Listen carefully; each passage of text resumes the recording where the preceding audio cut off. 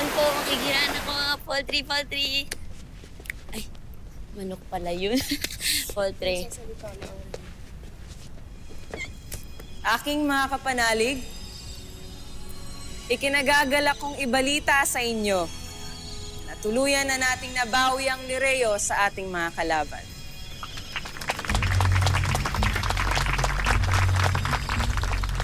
Ngunit bago tayo tuluyang magdiwang, may nais din akong ipaalala sa inyo na hindi pa tapos ang ating laban sapagkat ngayon pa lang natin haharapin ang isang bahagi ng digmaan.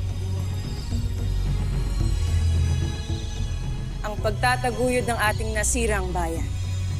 Gamit ang ating mga pagkakamali at ang ating mga natutunan sa ating pakikipagtunggali sa mga hatot. Muli natin may itataguyod at isisilang ang Lireo.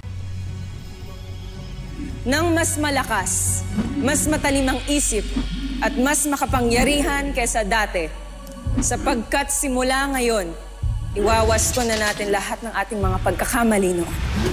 Nang sa ganon, magawa natin ng maayos ang pagtataguyod sa ating mga sarili at ng ating tahanang sinilangan. Sa ating pagkakatuto sa ating mga pagkakamali, pag-aaralan din natin ang ating angking lakas. Aaralin din natin ang lakas at kahinaan ng ating mga kalaban at gamit yon ay lalo nating patitibayin ang ating mga sarili. Gagawin natin ito pagkat alam kong ang ating mga kaaway ay naghihintay lang ng pagkakataon upang muling sumalakay. Gagawin natin ito pagkat alam kong maaaring may iba pang bagong kaaway ang Lireo at sila ay maaaring naghahanda rin laban sa atin. At sila ay batid kong maaaring sumalakay anumang sandali na magpakita tayo muli ng kahinaan. Kahinaan na batid kong muling magpapabagsak sa atin. Magpahinga ka muna. Kaya hindi maaaring magbalik tayo sa dati.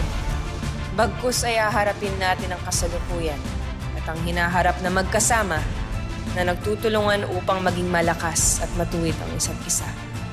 Upang makatiyak na hindi na mauulit pa ang ating mga pagkakamali.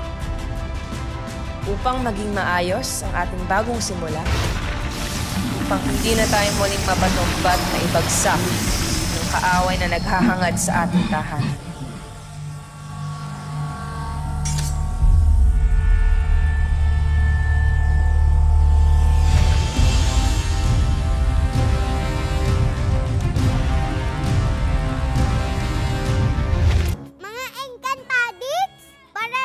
Exclusive updates, punta lang sa www